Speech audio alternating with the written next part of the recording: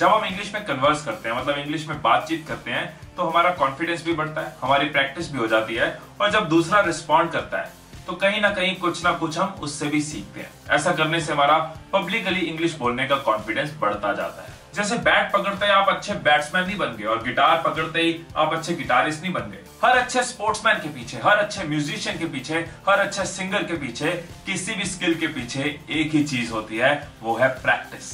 English में fluency लाने का एक ही तरीका है, और वो है प्रैक्टिस, प्रैक्टिस, प्रैक्टिस। जितनी ज्यादा कर पाओगे उतनी फ्लुएंट इंग्लिश बोल पाओगे, और जितनी जल्दी हार मान लोगे उतनी जल्दी फेल हो जाओगे। सिंपल सी बात है, यूज इट और लूज इट। जो भी आपकी इंग्लिश की नॉलेज पढ़ने से या सुनने से बड़ी है, अगर आप उसको यूज नहीं करोगे तो धीरे धीरे उसको लूज कर जाओगे, धीरे धीरे आप उसको भूलते जाओगे। सो यूज इट और लूज इट। अब मैं आपको टिप्स देने जा रहा हूं दूसरों के साथ इंग्लिश बोलने की प्रैक्टिस करने की।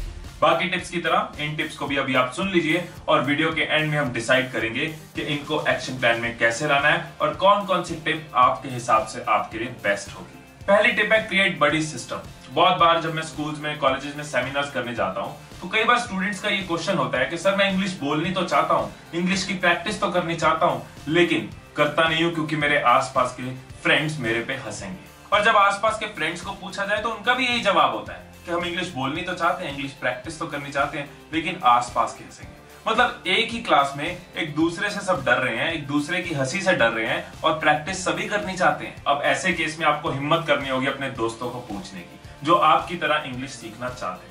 उनके साथ आपको बनाना है बडी सिस्टम। बडी सिस्टम मतलब आप और आपका दोस्त मिलके एक साथ एक दूसरे की हेल्प करेंगे इंग्लिश सीखने में। आप बडी सिस्टम एक दोस्त के साथ भी बना सकते हो या ग्रुप में भी बना सकते हो। आप अपने दोस्त के साथ दिन में कई बातें करते हो, मूवी की बात, पढ़ाई की बात, आसपास की बात, क्रिकेट मैच की बात। यही सब बातें आपको अब इंग्लिश में करनी है। शुरू में यह मुश्किल होगा, लेकिन धीरे धीरे आसान होता जाएगा, और फिर ये आपकी आदत बन जाएगी। सोचो हर रोज कितनी प्रैक्टिस हो जाएगी, और वो भी अलग अलग तरीके से।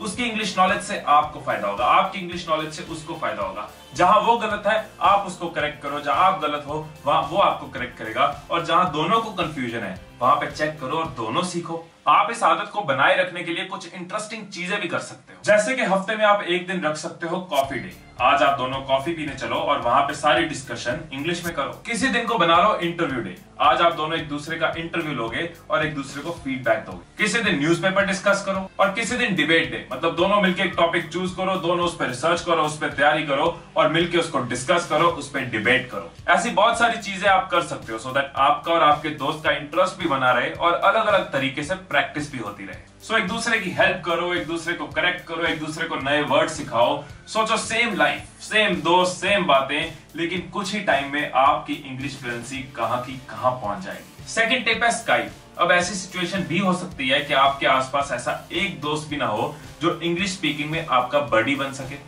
ऐसे में आप इंटरनेट की दुनिया में छलांग लगाओ। स्काइप की तरह ऐसी बहुत सारी वेबसाइट्स हैं जहां पे आप उन लोगों को मिल सकते हो जो आपकी तरह इंग्लिश सीखना चाहते हैं। ऐसा करने से आपके नए दोस्त भी बनेंगे, अलग अलग जगह के लोगों से बात करके बहुत कुछ सीखने को भी मिलेगा, और आपकी स्पोकन इंग्लिश की प्रैक्टिस भी होती रहेगी। अब अगर इंटरनेट भी नहीं तो ऐसे में क्या करो, क्या करो, क्या करो? जिसका कोई नहीं उसका टेलीफोन है रे बाबा। मेरी थर्ड टिप है फोन। वही सब जो मिलकर डिस्कस करना था वो आप फोन पे डिस्कस कर सकते हो। मेरी फोर्थ टिप है don't be afraid of people. एक छोटी सी बात यहाँ पे आपसे शेयर करना चाहता हूँ। एक बार एक फ्रॉग था, एक मेंढक था जो एक छोटी सी खाई में गिर गया। उस फ्रॉग को, उस मेंढक को खाई में गिरे हुए देख आसपास ऊपर काफी सारे मेंढक इकट्ठे हो गए। वो खाई में गिरा हुआ फ्रॉग कोशिश कर रहा था ऊपर आने की, वो जंप लगाने की कोशिश कर रहा था, लेकिन वो मिट्टी के साथ छिलता जा रहा था, पत्थरों के साथ छिलता जा रहा था। उसको छलांग लगाते हुए देख ऊपर बैठे सब फ्रॉग्स ने उसको आवाज दी कि ऐसी कोशिश मत कर, तू पीसफुली मर, शांति से मर, ऐसे दर्दनाक मौत को क्यों बुला रहा है। लेकिन वो मेंढक कोशिश करता रहा, खून निकल रहा था, जख्म हो रहे थे,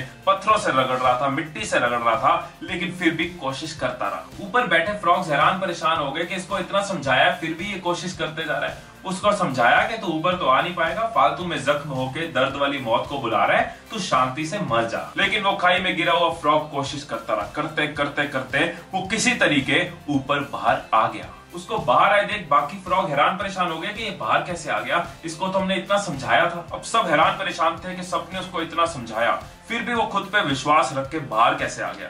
तो पता चला कि वो फ्रॉग बहरा था, वो किसी की सुन नहीं सकता था। उसको लग रहा था सब उसको आवाज देके कह रहे हैं तू आ पाएगा, तू आ पाएगा, आ पाएगा, और वो कोशिश करता रहा और बाहर आ गया। ऐसे हम में से बहुत से लोग इसलिए इंग्लिश की प्रैक्टिस नहीं करते कि लोग हमें आके कह देते हैं कि तू कभी इंग्लिश नहीं सीख पाएगा, या फिर जब हम इंग्लिश बोलने की कोशिश करते हैं वो आके हम पे हंसना शुरू कर देते हैं। आपको घबराने की जगह, अपना फोकस डर में लगाने की जगह, अपना फोकस इंग्लिश बोलने में लगाओ। आप ये जान लो कि परफेक्ट कोई नहीं होता, आप हर चीज गलतियां करके ही सीखते हो। चाहे वो बोलना है, चलना है, लिखना है या बाइक चलाना है, हर चीज में हमने गलतियां की हैं और तभी सीखा है। बस ये याद रखो कि सीखने वाले आगे बढ़ते रहते हैं और हंसने वाले कभी ग्रो नहीं कर पाते।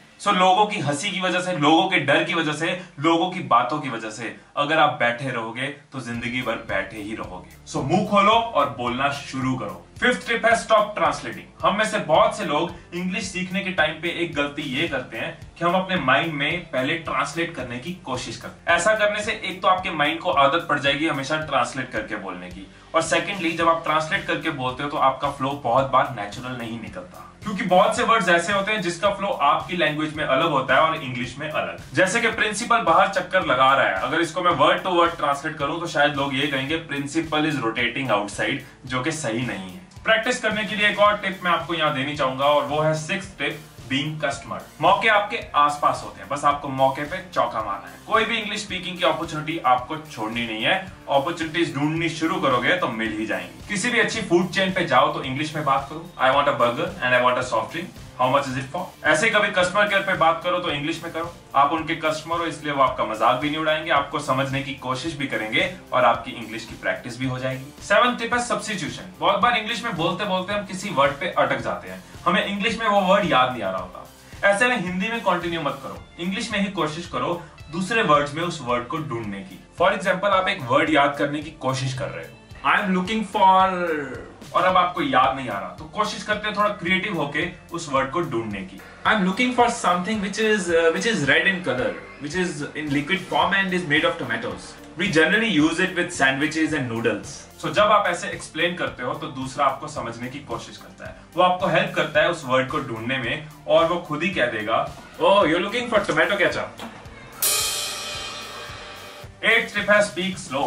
Instruments that record, organize, analyze and explain information that are hard on paper by executive. कुछ लोग सोचते हैं कि अगर हम तेज इंग्लिश बोलेंगे तो लगेगा कि हमारी इंग्लिश बहुत फ्लुएंट है, हमारी इंग्लिश बहुत फराटेदार लगेगी, बट एक्चुअली में आपकी तेज इंग्लिश आपको सुधारेगी भी नहीं और दूसरे को समझ भी नहीं आएगी। शुरुआत में आप स्लो इंग्लिश ही बोलो और धीरे धीरे वो नेचुरली फास्ट होती जाएगी। इससे एक तो आप अच्छे से बोल पाओगे क्योंकि आपके पास सोचने का टाइम होगा, और दूसरा भी आपको अच्छे तरीके से समझ पाएगा। मेरी 9th टिप है फाइट योर फियर्स। एक बार एक ऑफिस के बाहर एक नोटिस लगा होता है, तो जब उस ऑफिस के एम्प्लॉइज, उस ऑफिस का स्टाफ वहां पहुंचता है तो वो नोटिस पढ़ता है कि आज हमारे ऑफिस में एक ऐसे इंसान की डेथ हो गई है जो आपकी ग्रोथ में, आपकी सक्सेस में सबसे बड़ी रुकावट था, और उस नोटिस पे टाइम लिखा होता है कि 1 बजे उसका फ्यूनरल है, तो सभी को रिक्वेस्ट किया जाता है कि वहां पे पहुंचे।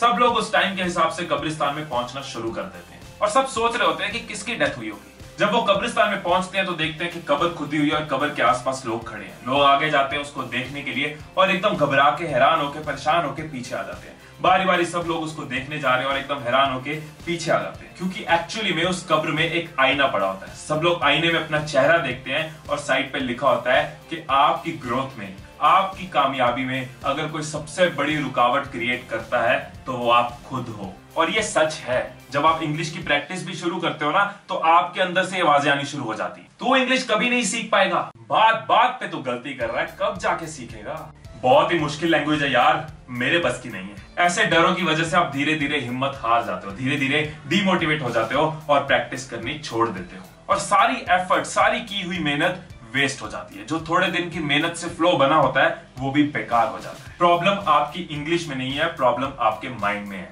ऐसी सिचुएशन में अपने डर से भागो मत, अपने डर को फेस करो, अपने डर को एक्सेप्ट करो, अपने डर से दोस्ती करो और उनका सोल्यूशन ढूंढो। अपने माइंड को नेगेटिव स्टेटमेंट्स देनी बंद करो। अपने माइंड को डर वाली स्टेटमेंट्स देके खुद का नुकसान क्यों करवा रहे हो? अपने डर को समझते हुए खुद को पॉजिटिव स्टेटमेंट्स देके देखो, हाँ मैं कॉन्फिडेंटली इंग्लिश बोल सकता हूँ। इतने लोगों को आ जाती है तो मुझे क्यों नहीं आई? जो इंग्लिश बोल पाते हैं वो हमारे जैसे ही होते हैं, कोई अलग प्लेनेट से थोड़ी ना आते हैं। सो अपने डर को पहचानो, नेगेटिव स्टेटमेंट की जगह पॉजिटिव स्टेटमेंट्स दो और बिना डरे, बिना कमजोर हुए मैक्सिमम इंग्लिश स्पीकिंग की प्रैक्टिस करो, सो दैट आप मैक्सिमम कॉन्फिडेंस गेन कर पाओ। और इतने लोगों ने पॉसिबल किया है तो आप भी करोगे। हेलो हेलो, आप भी करोगे। मुश्किलों से भाग जाना आसान होता है, हर पहलू जिंदगी का इम्तिहान होता है। डरने वालों को मिलता नहीं कुछ जिंदगी में, डरने वालों को मिलता नहीं कुछ जिंदगी में, और लड़ने वालों के कदमों में जहान होता है। सो अब तक हमने पहले